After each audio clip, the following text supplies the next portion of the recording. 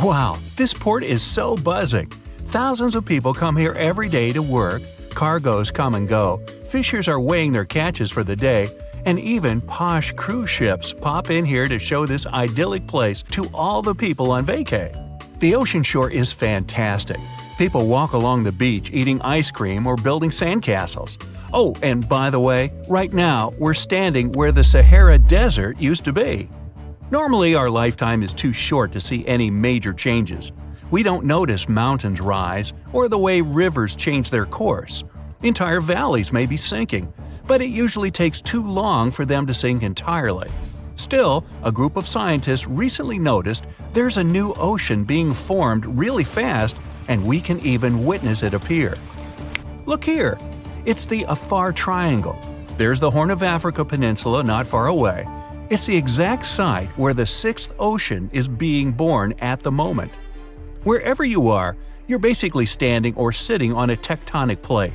You're just sitting on a couch watching this video? Cool! Your couch is standing on the floor, your floor makes part of your house is standing on the ground, and if you take a deeper look, it all stands on one of 15 principal tectonic plates. Together, these chunks are referred to as lithosphere. It's like a nice apple pie.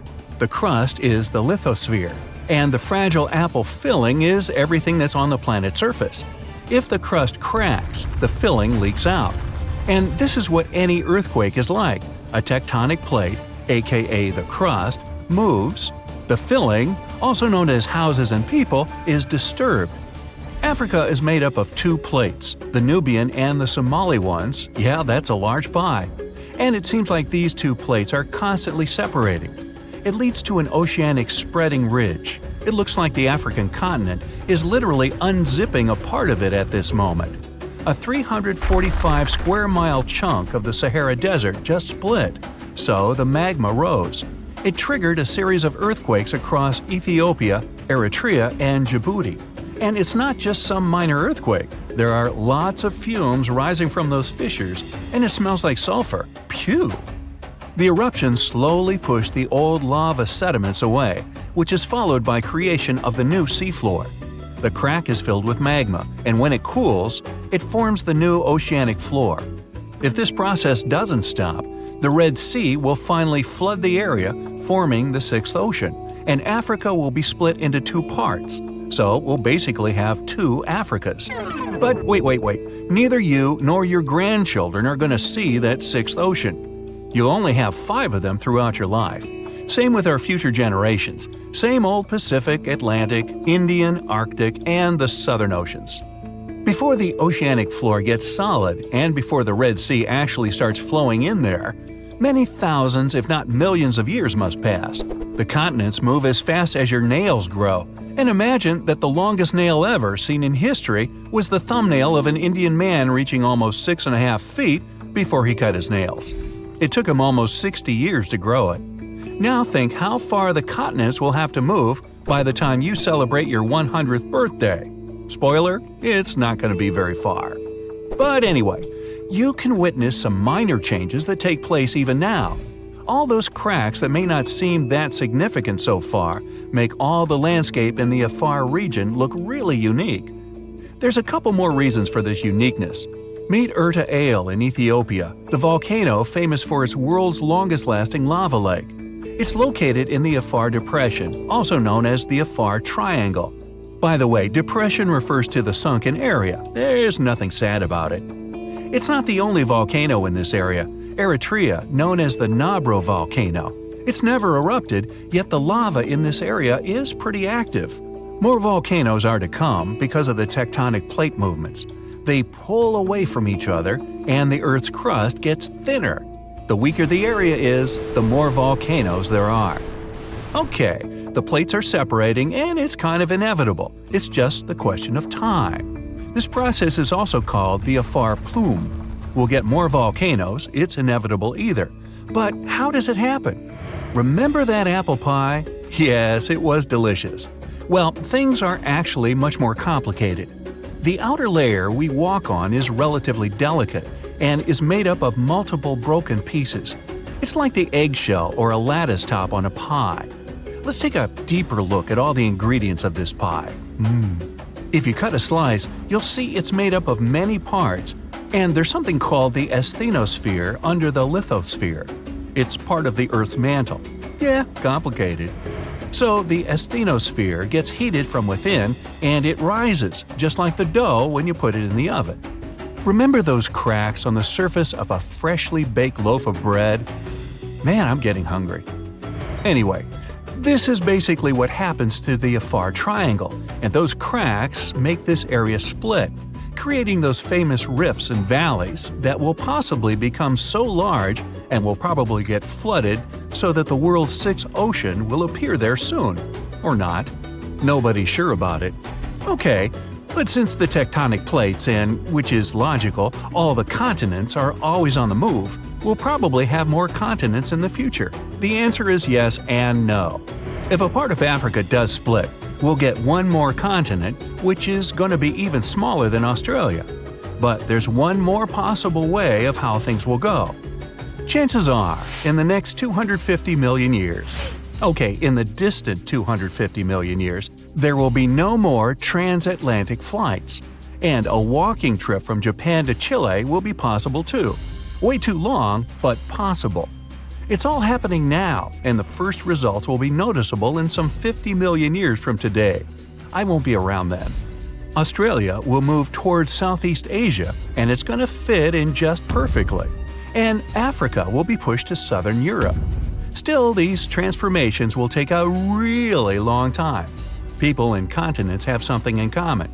Remember that continents move as fast as our hair and nails grow, just about 1.2 inches a month. Some of them move even 5 times faster though, but even this speed is too slow for 4,500 miles distance between Africa and Europe. One theory tells us the things we've already seen before. Well, you didn't see that with your own eyes, neither did any of your ancestors who came to America across the Atlantic hundreds of years ago. The fact is, all the continents were once one landmass known as the Pangaea Supercontinent. Even though it formed over 300 million years ago and split about 180 million years ago, give or take, it might come back together. So kangaroos can easily migrate from Australia to the UK if they feel like it, but the latter might be accidentally crashed while all the continents merge together. The Americas would collide, Antarctica would drift to them, and it all will merge with the already collided Africa-Eurasia. In this scenario, one large ocean and one large continent will appear, namely Novo Pangaea. Another possible scenario claims the continents might merge into the uniform landmass or form a circle with a large sea inside and the super Pacific Ocean outside. This continent is referred to as Pangaea Ultima. The third theory might be already coming to life. The Pacific and the Atlantic Oceans might just cease to exist, forming the new ocean basin. Eurasia will be split to form a new ocean, and all the continents will migrate to merge into the supercontinent Orica. And the fourth and last theory claims that the Pacific and the Atlantic Oceans will remain almost unchanged, and all the continents but Antarctica will merge into one, leaving poor Antarctica even more isolated and abandoned than it is now. Nah, don't feel bad. Since all the continents keep drifting northwards even now, it's quite probable that almost all of them will meet up somewhere at the North Pole. Okay, let's try something together. Open any world map you have available. It can be the one you find in your bookcase or even an online version. Take a look at the vast area covered by water. That's 71% of the Earth's surface. And all that is salt water from the world's oceans. There aren't any borders between the 4 oceans we've all come to know. But oceanographers and the world's countries did traditionally split these waters into 4 distinct regions: the Pacific, Atlantic, Indian, and Arctic Oceans. And here comes the big surprise. The scientific community has recently recognized the 5th body of water. It's called the Southern Ocean, and 3 of the 4 original oceans border it. It circumnavigates Antarctica and the lower portion of the globe and reaches Australia and the southern portions of Africa and South America. What makes this ocean so special? How did the scientific community eventually recognize it? And more importantly, what mysterious creatures does it hide? Let's find out. The Antarctic Ocean, or the Southern Ocean, was first mentioned back in 1937 in the second edition of the International Hydrographic Organization's Limits of Oceans and Seas. That's a mouthful. Back then, this organization considered that it was wrong to consider the Antarctic Ocean as its own distinct body of water. Why? Well, because at that time, an ocean was defined as water surrounded by land, and not water surrounding land. However, they reconsidered it in 2000 and voted to include this ocean in the official list. They also decided on the name Southern Ocean over the commonly used Antarctic Ocean. Finally, the organization concluded that the ocean should be considered as ending at the 60th parallel south latitude. But how old is this ocean? Well, many specialists believe it to have formed only 30 million years ago, which would make it the youngest of the world's oceans. It was created when Antarctica and South America moved away from each other during the early stages of our planet's development. This unique water current is a distinctive component of the Southern Ocean, as it helps keep the waters flowing around the icy continent. It's called the Antarctic Circumpolar Current, and it moves to the east with incredible speed. It's estimated that it moves an enormous amount of water per second. Some of the disputes regarding the Southern Ocean also have to do with this amazing current. Some specialists believe it separates the water of the Southern Ocean from the waters of the nearing Atlantic or Pacific. Only the rapid circulating water is considered the Southern Ocean. On the other hand, though, a handful of scientists say that the current actually makes the naming issue more complex by not limiting the waters to a specific geographic location. They believe that the waters in the current are different in terms of composition from waters in the northern oceans because they are way colder and have a lot more salt. Sailors don't really like this new body of water, mostly because of the frequent cyclone-like storms that it experiences. They happen because of the big temperature difference between the ice packs and the ocean waves. As a result, these storms are very difficult to surpass for any sailors that happen to encounter them. I mean, really, these are the strongest winds found anywhere on our planet. More so, the vessels going through this area must also be wary of the frequent icebergs that may pop up every now and then, and also of the low surface temperatures. Just to paint you a better picture, some of the icebergs found here can span over several hundred meters and can exist all year round, regardless of the season. The latitudes from 50 to 70 have even earned the nicknames of Furious 50s or the Shrieking 60s because of these intense year-round storms. Even the landscape is unique. They say the Southern Ocean has bluer glaciers, colder air, and more intimidating mountains than anywhere else in the world. Now, let's get to the mysterious creatures that call this place home, as thousands of species of wildlife live only here and nowhere else in the world. Let's start with the quirky sea pig, or one of the sea cucumbers as it's sometimes called. There are a lot of them in the waters off Antarctica. Why is it called that way, though? Because of its pink hue and round, bloated looks. On a closer look, it even appears to have a little tail and set of ears, just like a pig. They do help a lot with the quality of the waters here, filtering sand and sediment. Then there are the Hoff crabs that live on the floor of the Antarctic Sea.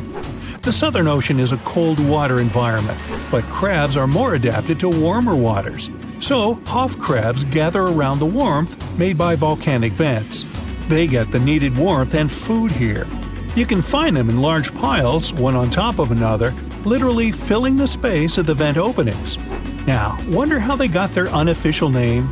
Well, it's because of their apparent similarity to the actor David Hasselhoff, whose impressive chest reminded explorers of the crab. Okay.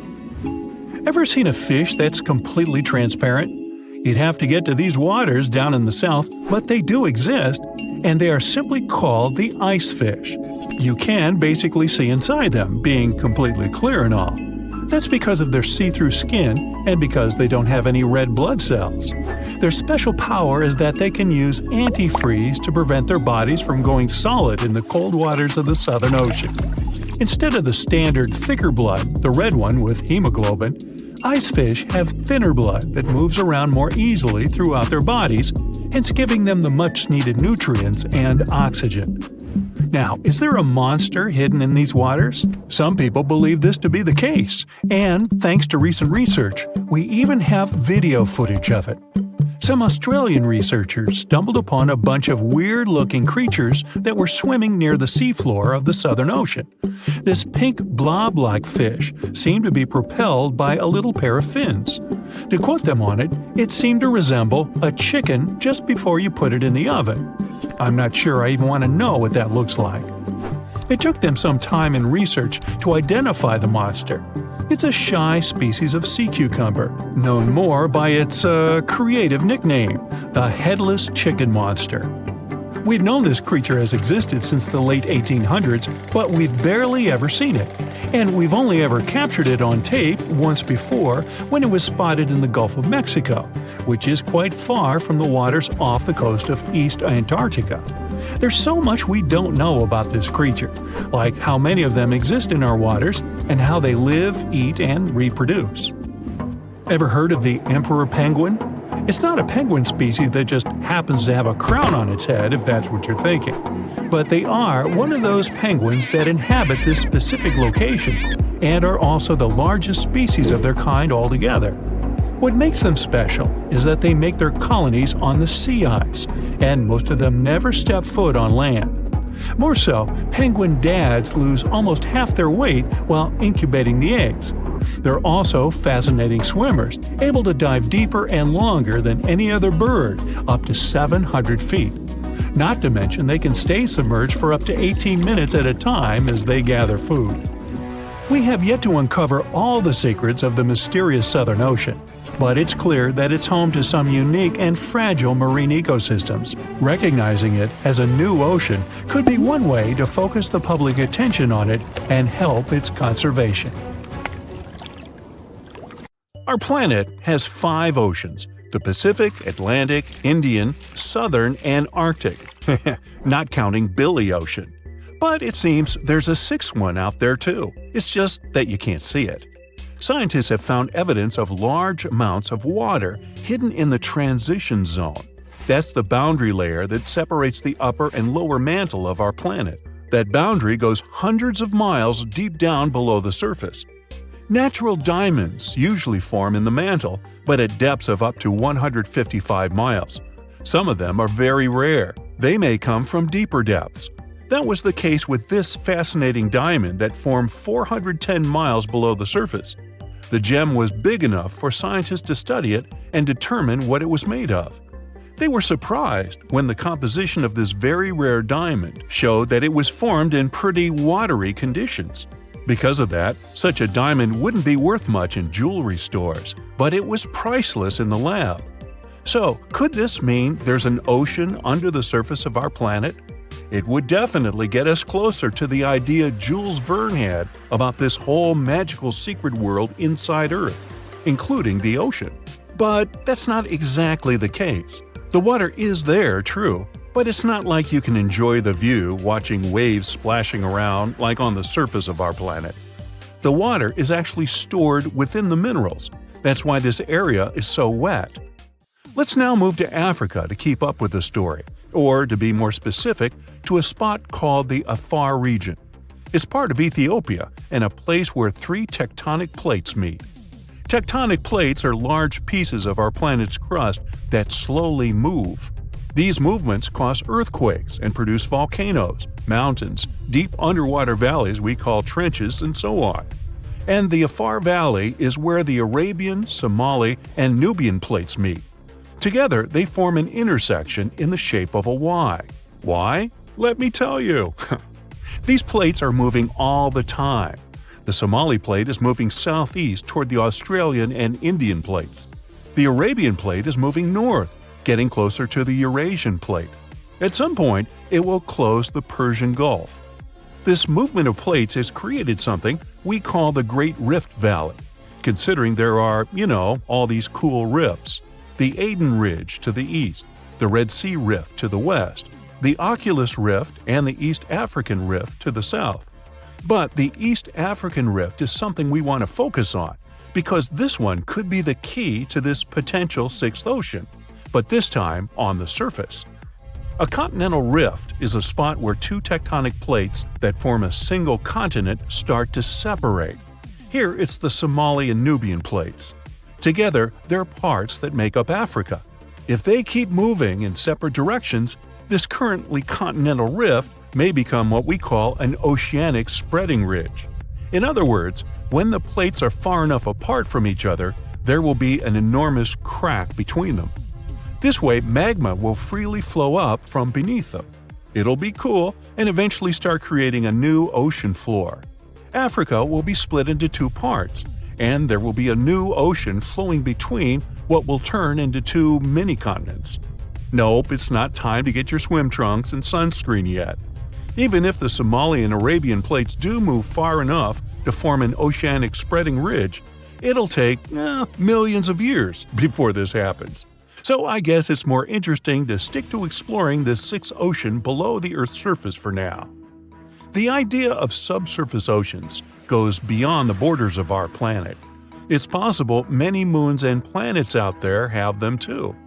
Our home planet is the only one we know about with consistent bodies of liquid water on the surface, true. In our solar system, we circle around the Sun in something called the habitable zone. The temperature and atmospheric pressure within this zone allow water to remain in liquid form all the time. But a couple of moons in our solar system could also contain significant amounts of water under their surface. Enceladus, one of Saturn's moons, is the first one. Enceladus is a small frozen ball, 7 times smaller in diameter than our moon, but it's the 6th biggest moon of Saturn. Nearly a decade ago, a spacecraft found evidence that there was a large ocean under its surface. It found and sampled water from the eruptions that resembled geysers. A geyser is a rare type of hot spring that erupts and sends jets of steam and water into the air. You know, like Old Faithful in Yellowstone? Well, this water was erupting through fissures in the ice at the south pole of the moon. That means there might be a liquid ocean under the thick layers of ice. The ocean there is almost nothing like ours.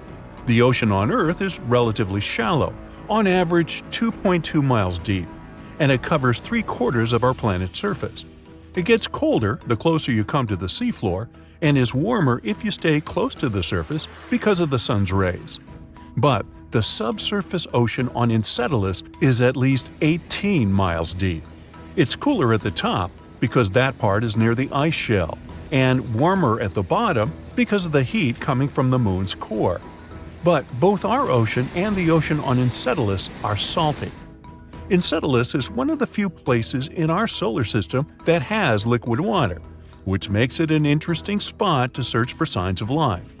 Another one is Europa, one of Jupiter's moons. Scientists think similar eruptions of water could be happening there. Knowing there are such geysers there tells us these moons have their own source of energy. Maybe the energy that makes the water erupt comes from gravity or radiation. The same energy could keep a large body of liquid water under the ice. It could even support some forms of life. There are thousands of planets beyond our solar system that orbit other stars. Some are even in the habitable zone. Over 1/4 of the ones that we know about could have liquid water, but the majority of them probably have oceans under their surface, like Enceladus and Europa. Pluto might be on this list too, since it's possible it hides a liquid ocean under its thick frozen shell. This subsurface ocean likely formed long after the dwarf planet did, after the heat coming from radioactive elements in Pluto's core melted some of its ice. There's also something called water worlds. Those are moons or planets with global oceans that are more common than we thought. I mean, some call Earth a water world too. 71% of its surface is water after all. And when you look at our home planet from space, you mostly get those blue marble pictures.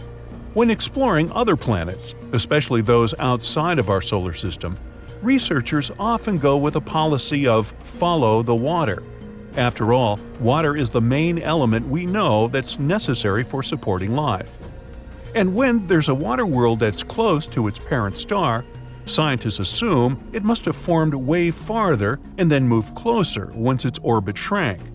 The composition of the planet was set when it was in a colder orbit, or, in other words, when it made a wider circle around its star.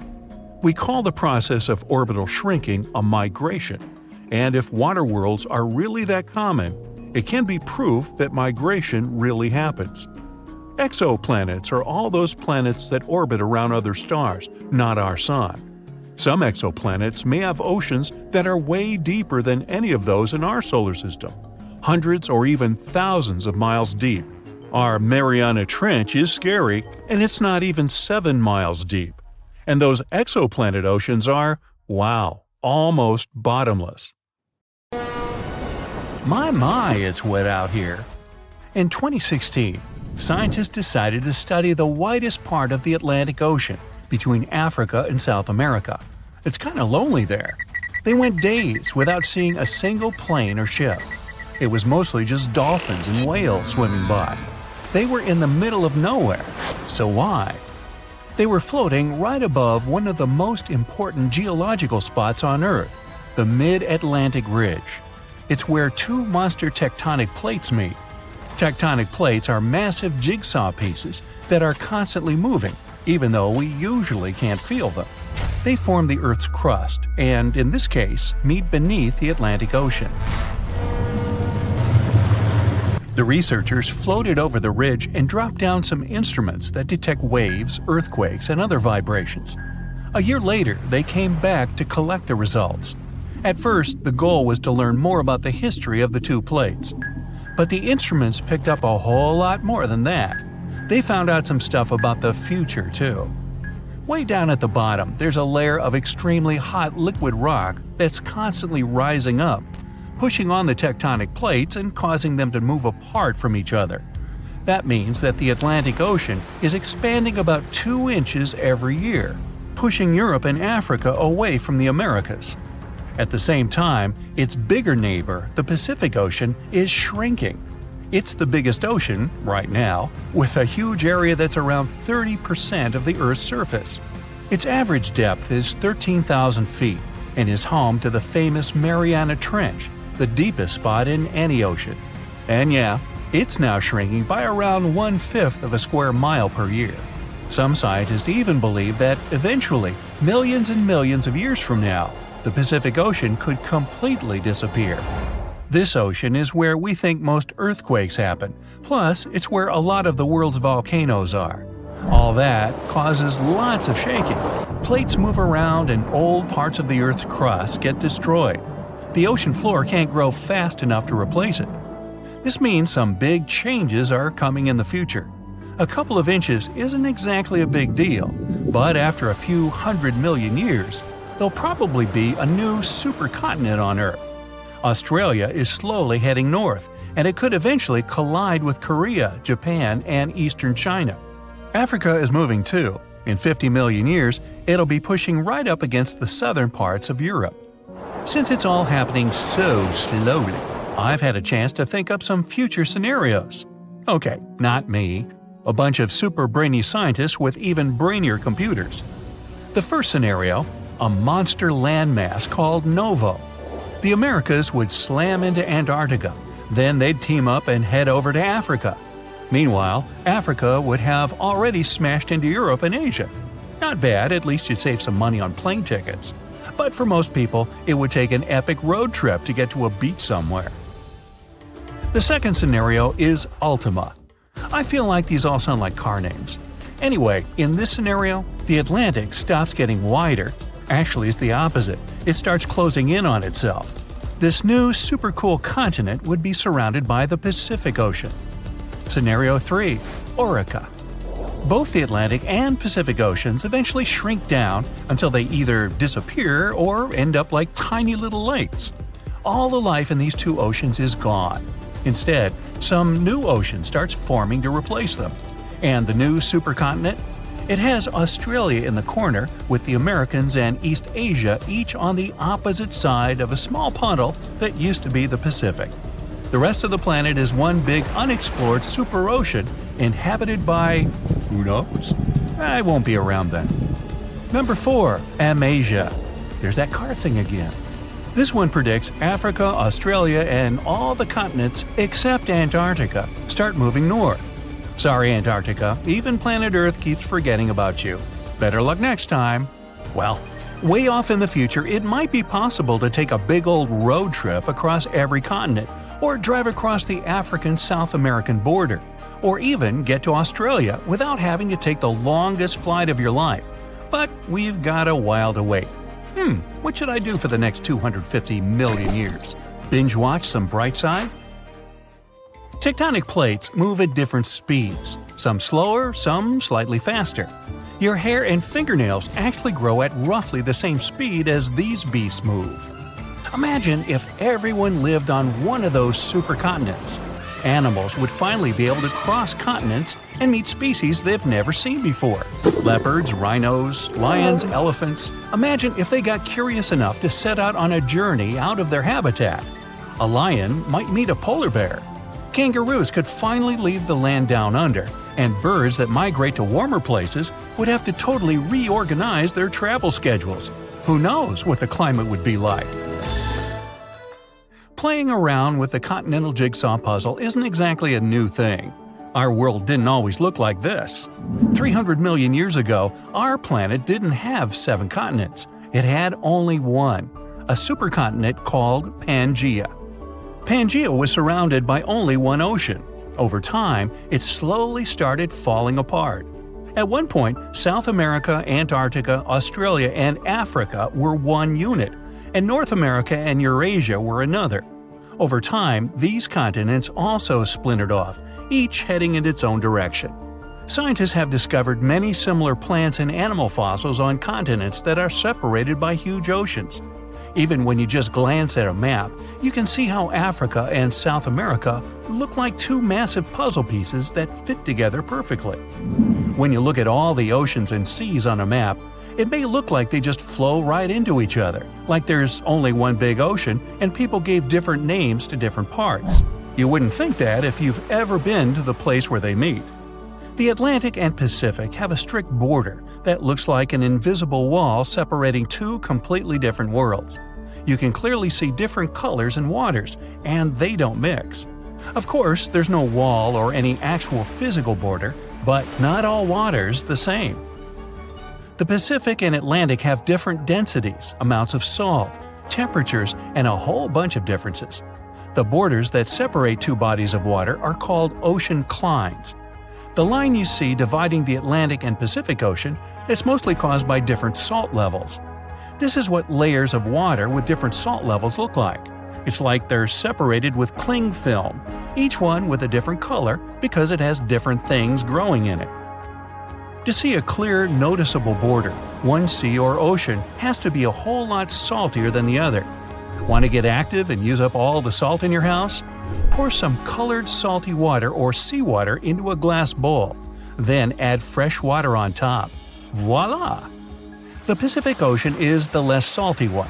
That's because there are loads more rivers flowing into it. Heavier liquids are heavy, so they should sink to the bottom. But then, why is the border between the Atlantic and Pacific a vertical line and not a horizontal one? First, the difference in density of these two salty beasts may be enough to stop them from mixing, but it's not really enough to send one of them to the bottom with the other floating above it.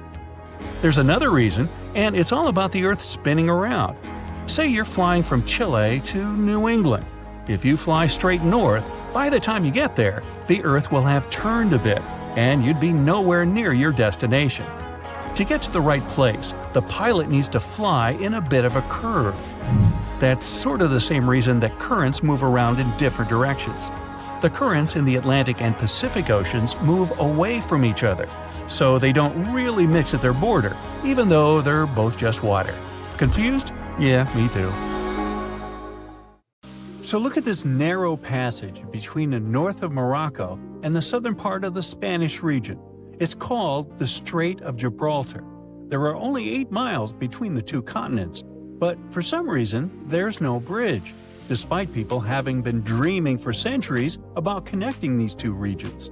There are places in the world where a bridge over water stretches for a much greater distance. For example, the Lake Pontchartrain Causeway near New Orleans, Louisiana, goes for 24 miles, which is 3 times the length of the hypothetical bridge between Africa and Europe. That's listed in the Guinness Book of World Records as the longest continuous bridge passing over water. It consists of 2 parallel bridges and connects the urban area of New Orleans with small settlements in the north of Lake Pontchartrain. 9,000 concrete piles hold more than 1,000 decks above the water. This large-scale structure was built in the middle of the 20th century. It only took 14 months from the start of construction to its completion. American engineers created a unique technology for attaching concrete piles to the base of the bridge, and this bridge is still functioning. So, what's the problem with building a shorter bridge to connect Africa and Europe? Let's first find out the value of the 8-mile bridge that could connect 2 continents and the reason why everyone is talking about it. In fact, the value of such a bridge would be enormous. Diamonds, oil, minerals. Africa is full of valuable materials, and Europe is happy to buy these things. This theoretical bridge could allow people to transport things for trade quickly and comfortably. But now, the exchange of goods between Africa and Europe is only possible thanks to airplanes and cargo ships, and airplanes are extremely expensive because of hefty fuel price tags. In addition, air travel is often delayed because of bad weather. There are long customs procedures and transportation from the airport to the destination. Ships can also be a problem. The narrow area of the Mediterranean Sea, where the 2 continents are closest to each other, is a dangerous place because of storms and strong currents. The transportation of your diamonds is highly dependent on weather conditions. The second advantage of such a bridge would be the creation of tens of thousands of jobs. People from Europe and Africa would build hotels, ports, parks, and even small towns for each other. The coastal parts of both continents would become a new economic center. And just imagine how much investment those places would attract. Europe and Africa would be much closer than ever before.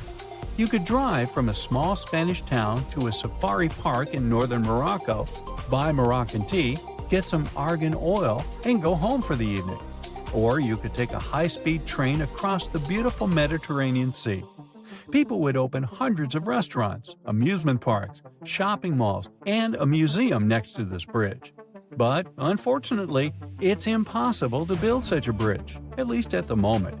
And here's why. The main problem is the Strait of Gibraltar itself, because of its strong currents and seismic activity. How can you start large-scale construction if, in a couple of days, an underwater earthquake can trigger giant waves and take all the ships underwater? Even if you build a bridge, rapid streams of water that constantly change direction can shake the entire structure and tear the connecting parts of the construction. The bridge over the Strait of Gibraltar must have a strong, sturdy system that will withstand seismic activity. Huge resources are required to create such a complex structure. Despite the dangerous passage between the 2 continents, it remains one of the busiest points in the world. It's the only place on the planet connecting the Mediterranean Sea and the Atlantic Ocean. About 300 ships pass through this area every day. Not only merchant ships, but also fishing vessels and tourist boats. There are not so many places in the world where you can watch whales coming out of the water. Not only people, but also marine creatures often visit this passage because of the peculiarities of the sea currents. But we'll talk about that later. Another problem is the depth of the strait. In simple words, any bridge over the water is built on long metal piles. Builders and engineers stick piles into the seabed and use them as a holding base for the whole construction. But installing such piles firmly enough is a difficult task because of the uneven seabed. The seabed has a unique geological landscape, irregularities, and different densities of the Earth's rock. There are also reefs, rocks, and pits. Any seabed requires extensive geological studies before piles are installed. However, the bottom of the Strait of Gibraltar is especially difficult because of its depth, almost 3,000 feet. It's one of the deepest straits in the whole world. Just imagine, you'll need the height of 10 Statues of Liberty to reach the surface of the water from the bottom of the strait. What kind of pile should be used there to hold the entire bridge? Most likely, one pile will have to consist of several parts connected into one large metal rod. And don't forget about seismic activity. Let's say you've installed perfectly strong piles, but the next day an earthquake occurs and destroys the entire structure. And a strong current is carrying fortifications all over the Mediterranean Sea. The next problem is probably the most important one, because it concerns marine life. The Strait of Gibraltar has a high salt content. This natural element makes water heavier and makes it descend to the bottom of the deep Mediterranean basin.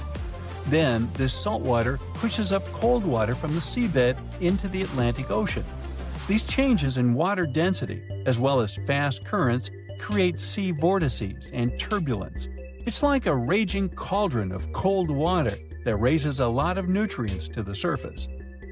The hollows and hills of the Strait of Gibraltar are filled with different substances and sunlight, and this creates ideal conditions for the formation of phytoplankton. Whales, dolphins, and other marine creatures adore this delicacy. That's why you can see about 7 species of whales and dolphins in this place.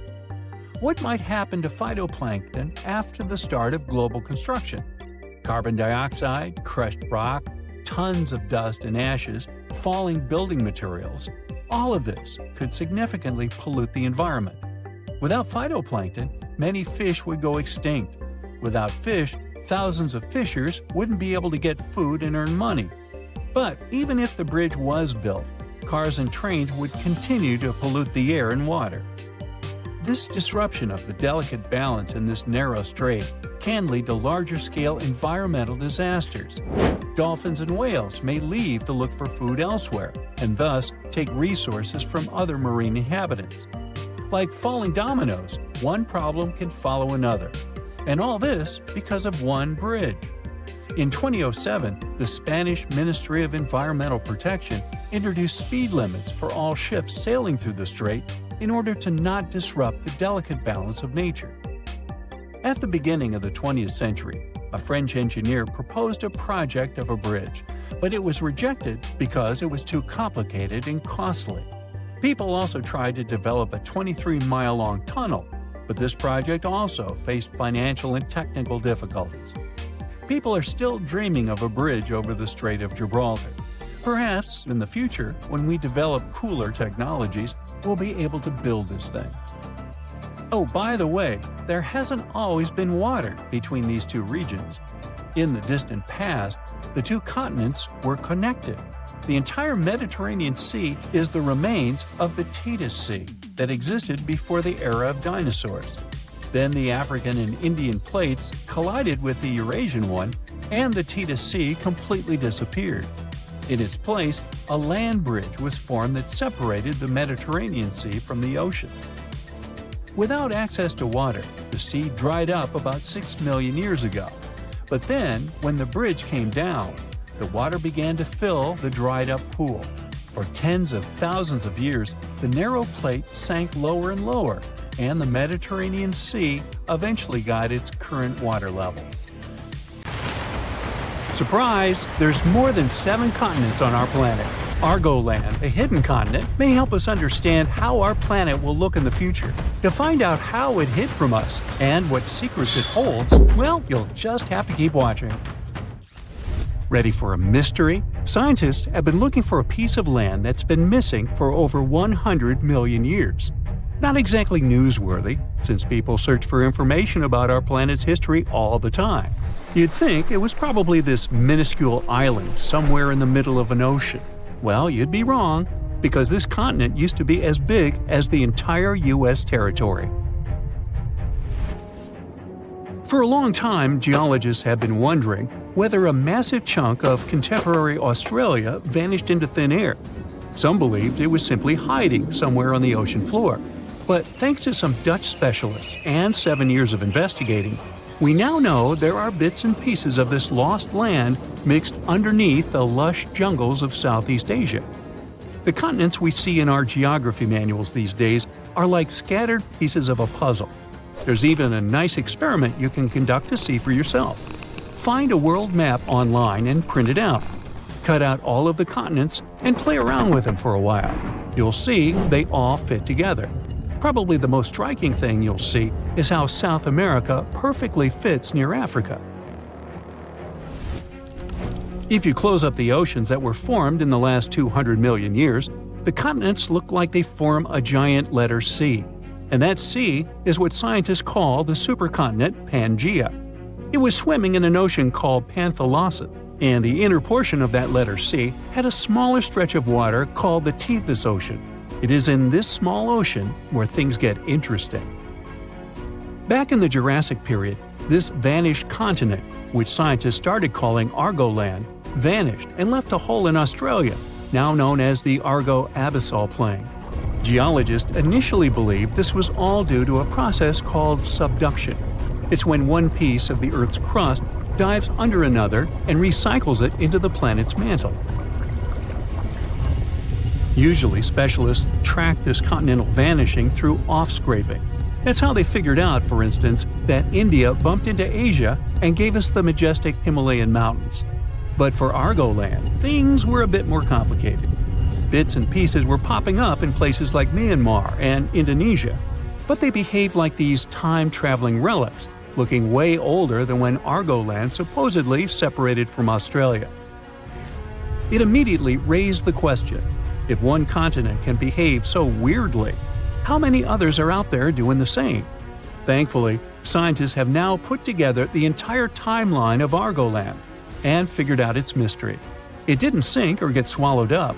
It simply transformed into an archipelago, breaking into smaller pieces, called microcontinents, and floating away from Australia. These mini-continents then took a little journey before settling down in Southeast Asian jungles. This discovery fits right into the whole Pangaea puzzle.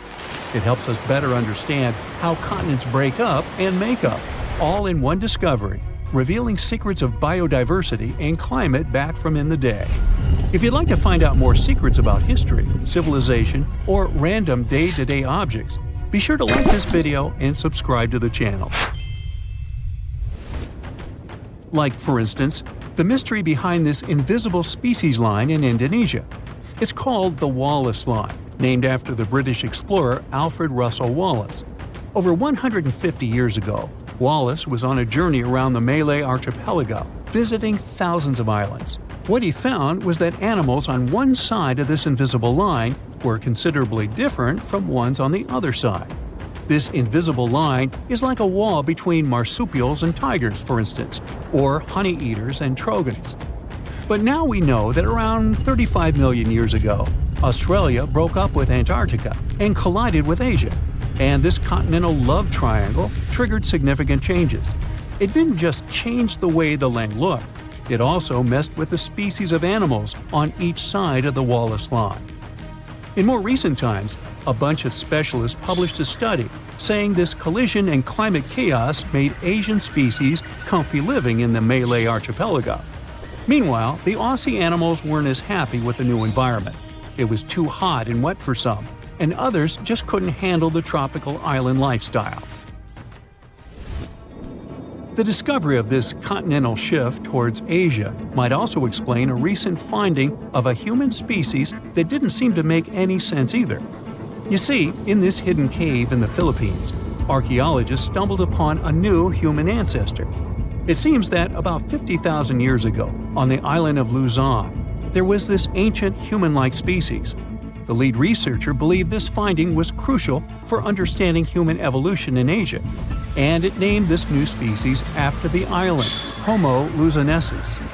Now, here's where it gets a bit confusing. The bones found by archaeologists had one small problem. They had a weird mix of traits that hadn't been seen together in any other hominid species. Smaller teeth, similar to ours, yet hands and feet that were more like our ancient humanoid ancestors. It was those throwback limbs in particular that connected this human species with the long-lost Southern Territory. That's because they have this primitive look, like these hard-to-pronounce guys, for instance. Only these two species are separated by 2 to 3 million years of time in evolution.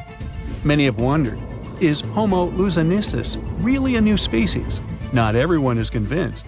but it may also explain why living creatures are also affected by the constant shifting of the land underneath us. Now, just because they haven't changed much during our lifetime, it doesn't mean our continents will look like this forever. They evolved from this large megacontinent, and they'll most likely end up in a similar position in the future. On that note, a geologist from a European university tried to predict the future of Earth's supercontinents. As a starting point, he used an earthquake that occurred in Portugal back in 1755, when tectonic plates behaved a bit differently than they should have. After years of research, he came up with a theory in 2016. He believed that the stitches between these tectonic plates might be coming apart, setting the stage for a bigger rupture. It's like when glass cracks between two holes in a car windshield. If this happens, a subduction zone could stretch from the Mediterranean all the way up past Ireland, bringing volcanoes, earthquakes, and new mountains to these areas.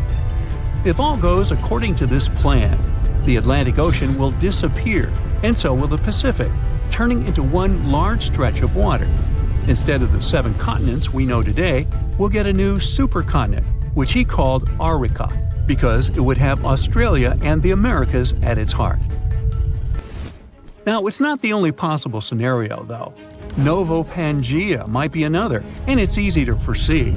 The Atlantic stays open and the Pacific closes. Then there's Amasia. For this one, you'd have to imagine the Arctic Ocean closing and the Atlantic and Pacific staying open. Everything shifts to the north around the North Pole, except Antarctica. One final scenario would be called Pangea Ultima. Slow down the spreading in the Atlantic, and a new subduction plate pops up on the America's east coast. Well, either way, if all the continents collide in the future once more, some say it won't be fun to experience. It's believed that in around 250 million years, we'll feel like we're being trapped in a sweltering, soggy plastic bag. Weirdly, that bag will be the best place to live on Earth, the coastal areas. As for the inland spots, they'll be sizzling, like a desert on fire. Many of the species of animals we know today might not make it. As for us humans, we'll need to be creative if we want to withstand the heat. We should be thankful, though. These digital models are still great because we can use them to test all sorts of interesting ideas. For example, how these supercontinents would mess with tides. Taking future space travels into consideration, these models can help us understand the climates of exoplanets too. Those are located outside our solar system. Do you know how many continents there are on Earth?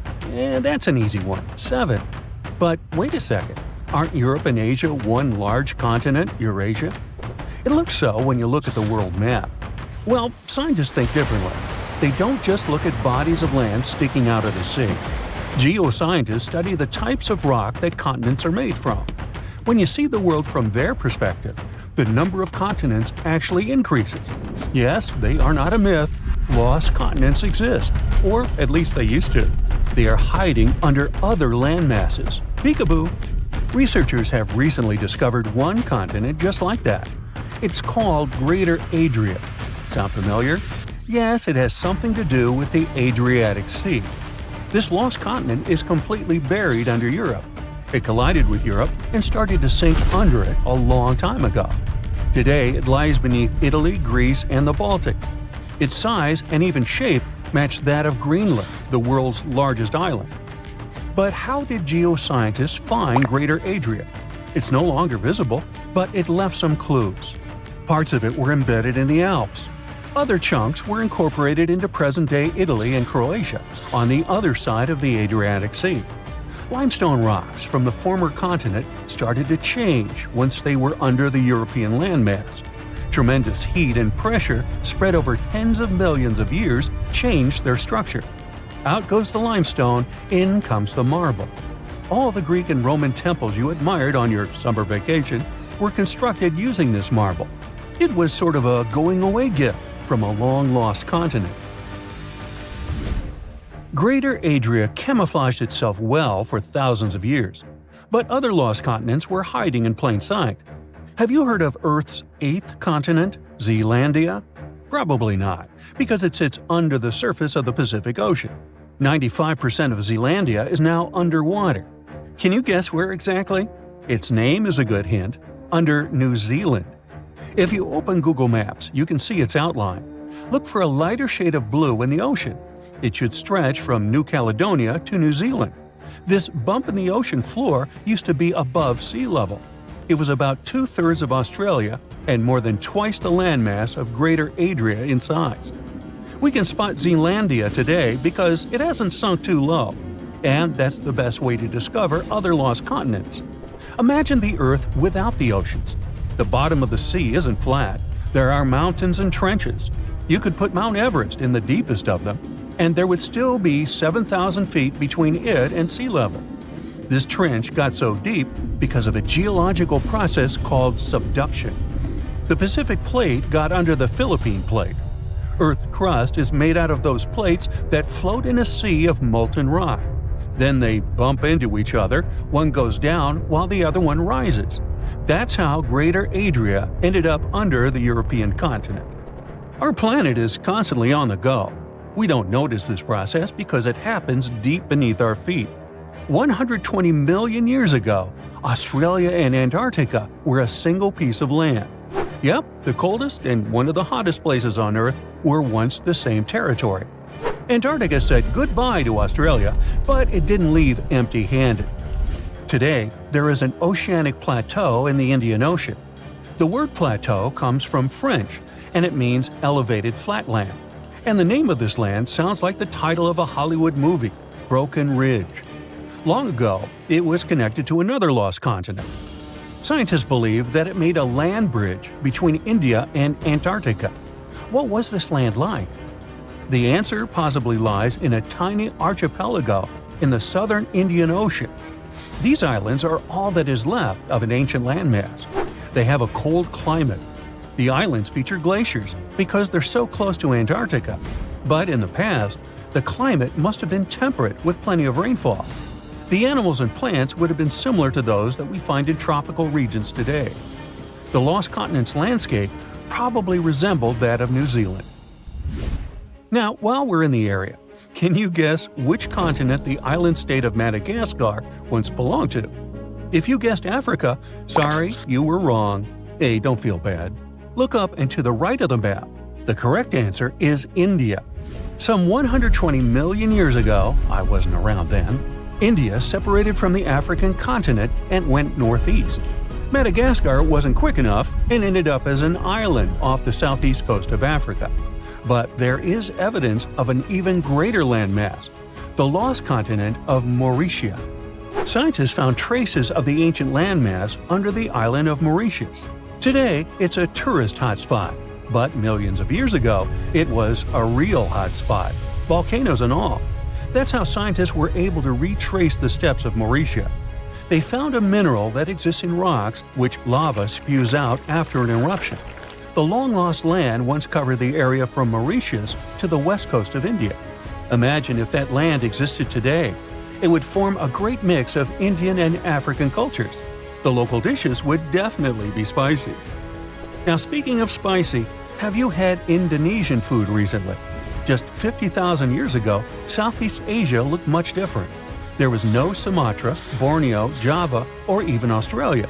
Just Sunda and Saul, two continental masses that were divided by a deep water trench. You had the extension of mainland Southeast Asia on one side and the Greater Australia on the other. Back then, Bali stood at the southernmost tip of Asia. Biologists were among the first scientists to notice the split. Species developed differently on Sunda and Sahul. That's why Australia has unique animals, such as the kangaroo, wombat, and platypus. And did you know that a giant kangaroo once roamed the island of New Guinea? That's because, up until the end of the last age, there was a land bridge to Australia. Today, the two islands are separated by the Torres Strait, but it's quite shallow, less than 65 feet. It's a reminder that this was once a single landmass called Saul. Another ocean strait that isn't too deep separates Asia from North America. The Bering Strait sits today in the place of Beringia. This ancient landmass wasn't that big. It stretched 1,000 miles from north to south. That's just a third of the driving distance from Los Angeles to New York. Beringia was important for another reason. During the ice ages, it connected the whole world. Water levels were 300 feet lower than they are today. If they went even lower, you could walk from the Cape of Good Hope in Africa all the way to Cape Horn in South America. Talk about the ultimate backpacking route. Today, you can hop on an airplane and fly to pretty much any place on the globe. The world has never seemed smaller, has it? Well, it has. Some 300 to 200 million years ago, we were all one world, literally. Pangaea was a supercontinent that included all of the continents. Its name is in Greek, and it simply means all Earth. But Pangaea started to crack up. The biggest gap formed between the Americas on one side and Europe and Africa on the other. Seawater soon started pouring in, and that's how we got the Atlantic Ocean. This process is by no means over. While you are watching this video, North America is drifting further and further away from Europe at the rate of 1 inch per year. Doesn't seem much when compared to the average human lifespan, but in the end, all the continents will reconnect with each other, forming a supercontinent. And it wouldn't be the first time in Earth history that this happens. Honestly, I'm not going to wait around for that. Okay, let's play a little guessing game, shall we? Can you name the 6th largest river on Earth in terms of volume? That's the amount of water that flows through a waterway. The first couple of rivers are easy to list. Number 1, of course, is the Amazon River in South America. Then we have the Congo in Africa, and the Ganges in India. Feel free to name all the rivers on the planet. You won't get any closer to the answer. Why? Because this river is not on the surface, but underneath the waves of the Black Sea. In 2010, a team of scientists discovered this river while studying the Bosphorus Strait in Turkey. Sonar scanning revealed a channel at the bottom of the Black Sea. The channel had water flowing through it. It turned out that at places, it's 115 feet deep. That's 3 times as tall as your average telephone pole. This flow of water acts like a real river. It has rapids and waterfalls, and its volume is 350 times greater than that of the River Thames in London. Talk about a strong undercurrent. If it was a surface river, it would really be in the top 10. Bad news for the Madeira River in Bolivia and Brazil, the present number 6. But how did this underwater river form? The answer lies in the amazing features of the Black Sea. It gets its water from 2 main sources. The first are the rivers that flow into it, like the Danube, Dnieper, and Don. Lot of D's there. But more importantly, they are all freshwater waterways. On the other side, quite literally, there is the Mediterranean, and it's salty, like a lot. When this salt water gets inside the Black Sea, it goes straight to the bottom. You see, fresh water is lighter than salt water. This creates stratification. It's a fancy term that simply means that the 2 types of water don't mix together. Salt water has a higher density, so it drops right down to the bottom. If you want to see how that works, you can do an experiment at home. Pour mineral water into 1 cup and salt water into another. Table salt will do. Then put a grape in each cup.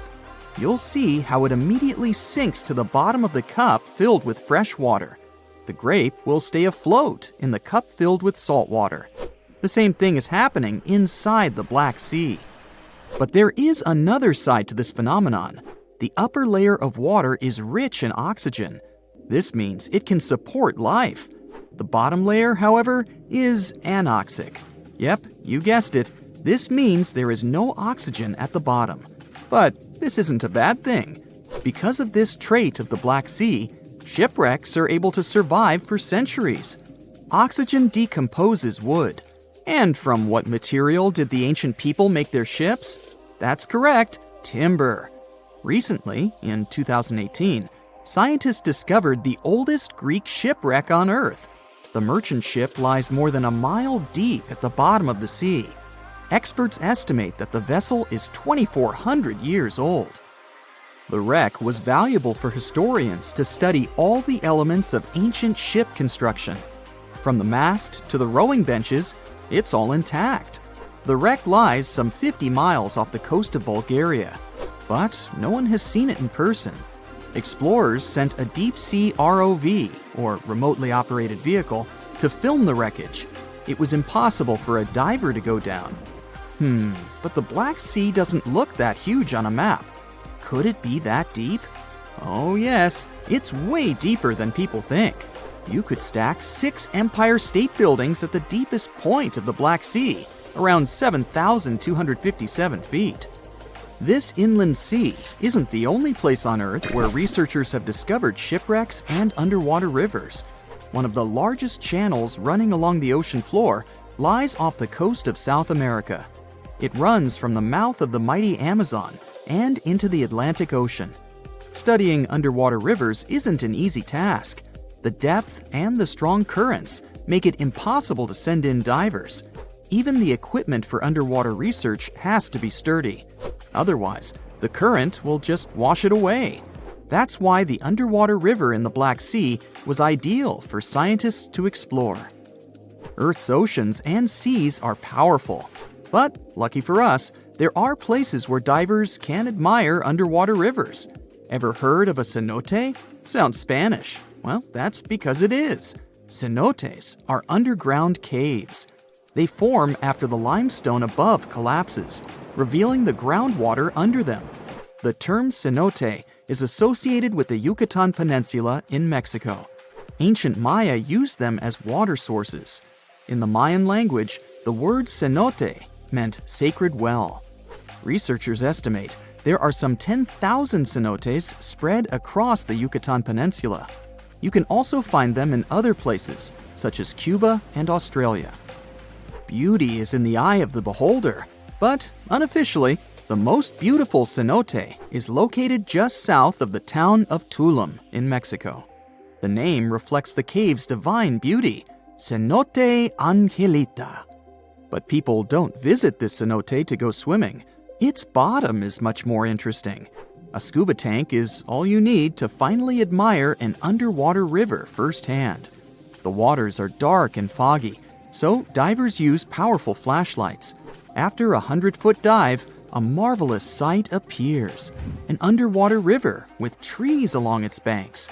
Some of them even have green leaves, just like any other water flow on dry land. But it's not really a river. Here comes the fascinating part. Remember how saltwater and freshwater don't mix? Well, the river the divers see is actually a thick layer of fog between the two types of water. 3 feet of hydrogen sulfates to be exact. This is the compound that water processing plants use to remove chlorine from drinking water. The substance is so heavy that the fog it produces moves independently from the surrounding water, and it creates an illusion that a river is flowing underwater. But there are other real rivers that play tricks on you. Take, for example, the Mystery River in Indiana. It's the longest underground river in the United States. Explorers discovered the river and its cave system, Blue Spring Caverns, in the 19th century. Nearly 3 miles of the river are navigable. Isn't that impressive? You can book a boat tour on a river that you can't even see. But the most mysterious river on the planet is the Saraswati River in India. The coolest part about it is that it doesn't exist. It was an alleged river only mentioned in ancient literature. For centuries, people thought that it was just a myth. Then satellite images showed that it might be real. Ancient texts spoke of a major confluence of 3 mighty rivers, the Ganges, Yamuna, and Saraswati. The first 2 are visible today, but where's the third one? That's what scientists decided to find out. Images from an American satellite showed the presence of underground water in the area. Until then, researchers thought that these were paleochannels. This simply means that water flowed through them a long time ago. But, to their surprise, it appeared that there was still water inside these channels. Scientists estimated that the Saraswati River flowed above the ground some 5,000 years ago. But it didn't dry up completely. It just went underground, some 200 feet below the ground. Local experts believe that the river still slowly flows into the sea. The Saraswati River got hidden under the desert sand. This was a natural process, but many rivers have been forced underground because of human activity. In London, England, several dozen small and medium-sized rivers now flow under the ground. Maps from the 19th century still show them as rivers, but today they only exist in the names of the streets that were built above them, such as Fleet Street. The same thing happened in New York, but this doesn't mean that these streams have disappeared for good. When engineers want to rebuild or modify a building, they still consult city maps from centuries ago. No one wants a long-lost brook to flood their basement. It happened 66 million years ago. Hey, it could have been September. A massive asteroid slammed into Earth, bringing along chaos and devastation.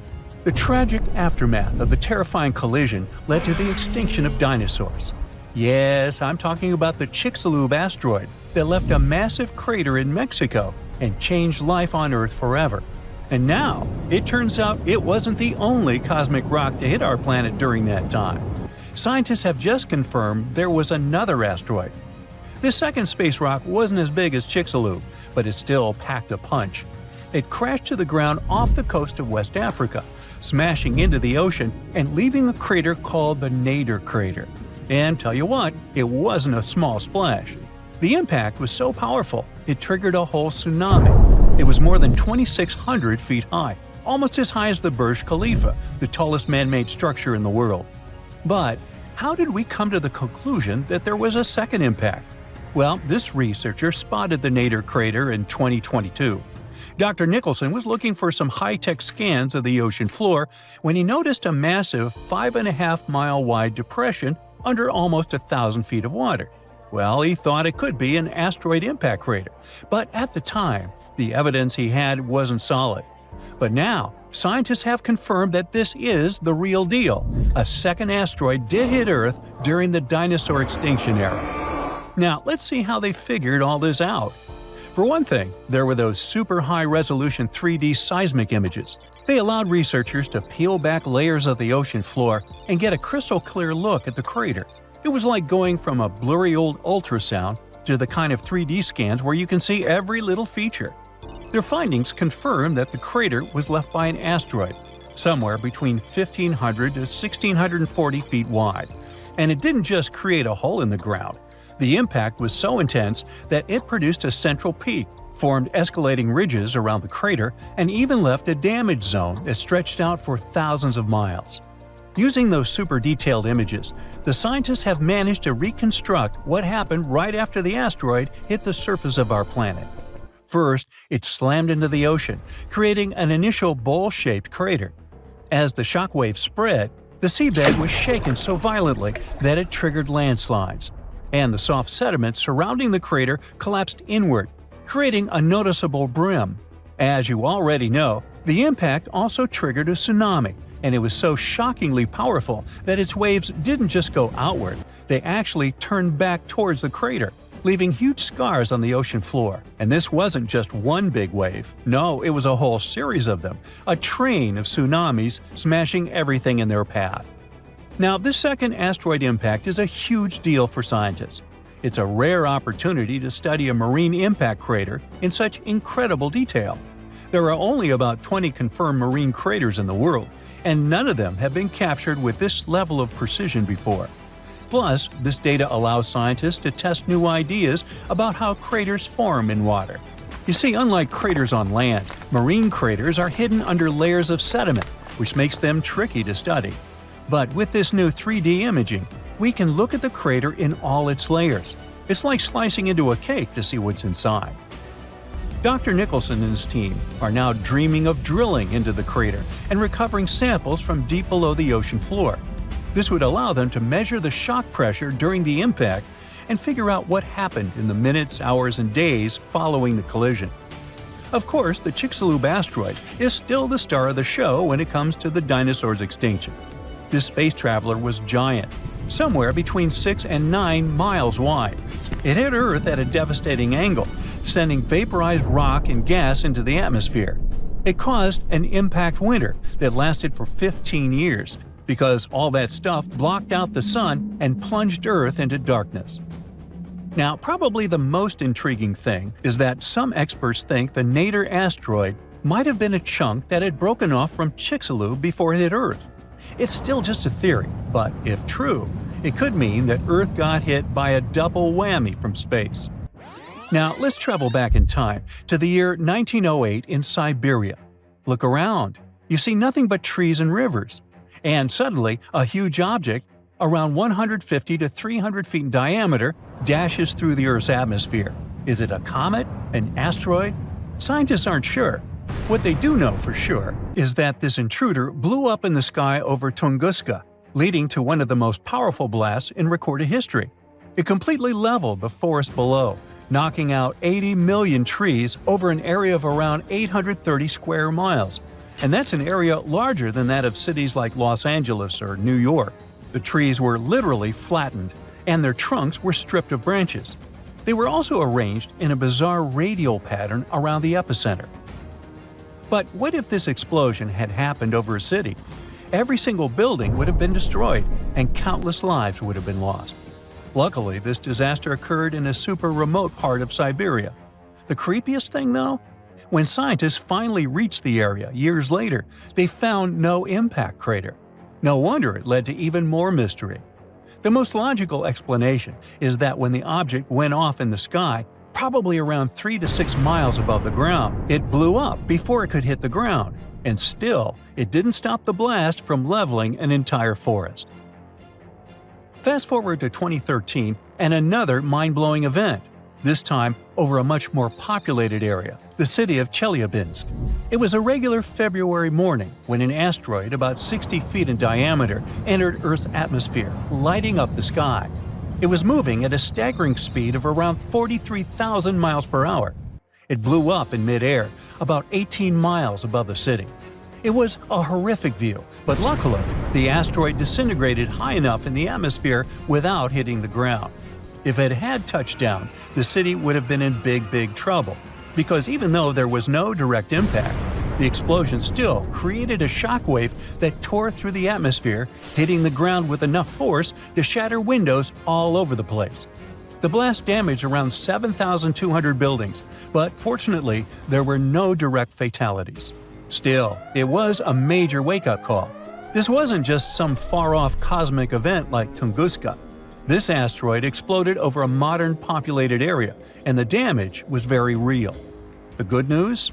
Scientists are getting better at spotting such objects before they get too close. Space agencies around the world, like NASA, are tracking near-Earth objects to figure out which ones could pose a risk. But as we can see from these two events, sometimes space rocks can still sneak up on us. And while the chances of a major impact are low, the stakes are really high. At the moment, there's one asteroid that NASA's keeping an eye on. It's called Bennu, and it's about the same size as the Nader impactor. Bennu is considered one of the most hazardous objects in near-Earth orbit. According to NASA, there's a small chance it could hit the Earth between the years 2178 and 2290, and the biggest risk date is September 24, 2182. But don't freak out just yet. The odds of the impact are only 1 in 2,700. But still, it's a reminder that Earth is always in the cosmic firing line.